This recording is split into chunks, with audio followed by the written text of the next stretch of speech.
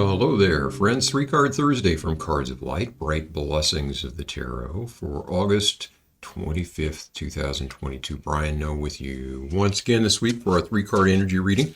Wanted to let you know about something coming up. Really excited about if you are local to the Kankakee area. I'm going to be reading downtown at Rubber Rose Books on Saturday, September 10th, probably starting around 10 that morning and going till maybe, lunchtime, 12, 1 o'clock, something like that. So if you are in the area, drop on by, come on up for an energy reading very similar to what we do here on our YouTube videos. Let's shuffle just a little bit more. Really excited. That place is awesome anyway. It's everything a bookstore should be, and right downtown in Kankakee, and really grateful to Nikki, who is the owner of the place, for opening her doors to us. If it's a pretty day, I'll be sitting out front on the little table out in front of the shop on Saturday morning. So stop on by, and if you're a first timer, then would love to give you your first tarot reading. All right, let's take just a moment to get our minds quiet here.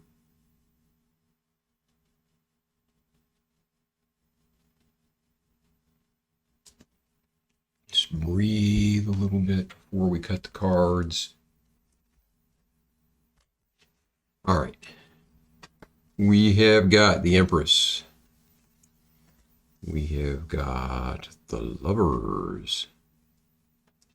And we have got the Five of Cups this week. So two majors and a pip card this time around. Okay, the Empress is the card of creativity. It is the third of the majors. It is the Great Earth Mother. So when I see this card, it is a cue to delve into creative pursuits. Anything that has to do with nurturing. I'm getting the sense that a counselor is involved here for some reason on this one, but I don't know who that applies to. But anyone who is helping to nurture and sort of provide, guidance and comfort and love to others can be represented by this card. And then also nature. So a good time, if we can, to get outdoors in the weekend to come here. This is sort of our opening influence, very positive card. And what I'm feeling from this is get outside, get some fresh air, get into some green spaces if you can at all. And look for someone who will come along and maybe have some really positive, nurturing influence in your life this weekend and in the coming week. Okay, the next card here, the Lovers card. I think of this card as a couple of things. First of all, in the older decks, it was called the Lover, and it represented a decision, represented an important life decision. And I have interpreted it at various times as when you are following the right decision, when you're following the decision of your heart, it feels like it is ordained from heaven. So if we're facing some kind of important decision, particularly this weekend, follow your heart. I mean, that's good advice anytime, but it's especially, I think, important this weekend if something like that comes along. Do what your heart is tugging at you to do. This card can also be about, obviously, partnerships. Can also be about the right combination of things in balance that is creating all of the beauty that we experience in our lives and in this world. So that's just kind of some more background here. This is like a Hermetic marriage ceremony. We have the male and female symbols here being being united. And in this thought deck, it tells a story all the way through the deck, but certainly through the trumps, about sort of magical processes and all of that. And this is part of that. So it's almost like an alchemical marriage represented there.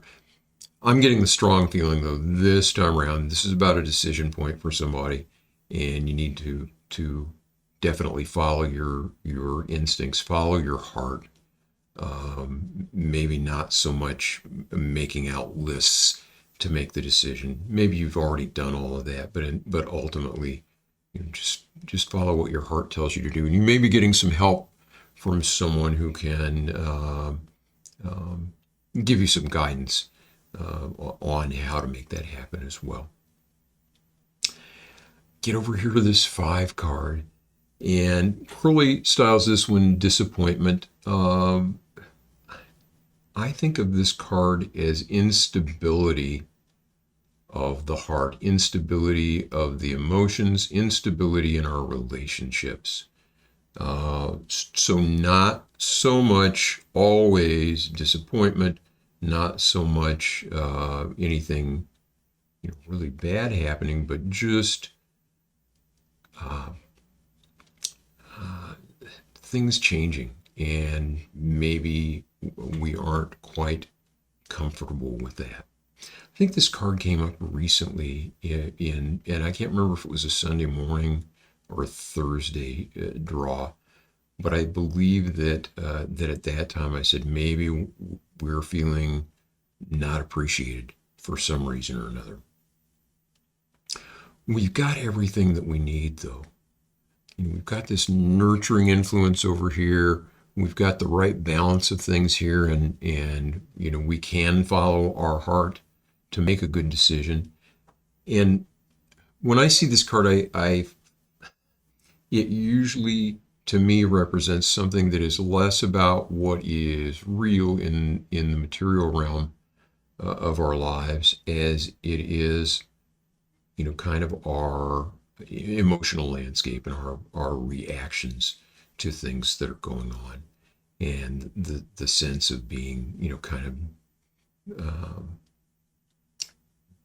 disappointed or dissatisfied, but maybe in a situation where that isn't completely appropriate, where we maybe should spend some time counting our blessings a little bit. I remember when this came up before now, and I did mention the practice of keeping a gratitude journal. So that would certainly be something to do if we can wake up every morning and intentionally identify some things for which we are grateful. That can get our day off to a good start. If we do that every day, then it kind of keeps our life on the right track. So that, I think, is the story that these cards tell. I want to take just one last look at the table here. We also kind of are moving from, this seems like sort of almost